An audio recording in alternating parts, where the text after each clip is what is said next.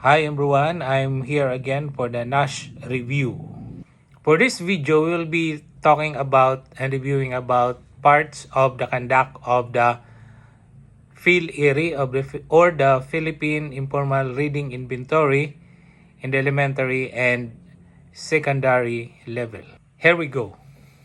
Question: according to the PhilERI oral reading profile, which reading level corresponds to a student who achieves a word reading score of 98% and a comprehension score of 85%? A. Prostration, B. Instructional, C. Independent, D. Advanced. The correct answer is C. Independent. According to PhilERI oral reading profile, to be independent, the child must have word reading score of 97 to 100% and a comprehension score of 80% to 100%.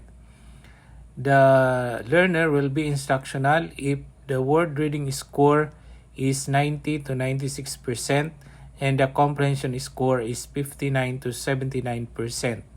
Prostration, if the word reading score is 89% and below and comprehension score is 58% and below.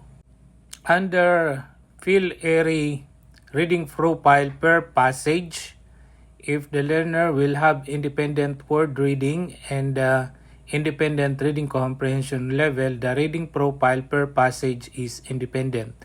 If the learner will have a word reading level of independent but the reading comprehension is instructional, the reading profile per passage is instructional. Meaning, the lowest profile will be the reading profile per passage. Just like if the word reading is prostration but the reading comprehension is instructional, still the reading profile per passage is prostration. If the word reading is independent but the reading comprehension is prostration, still the reading passage level is prostration.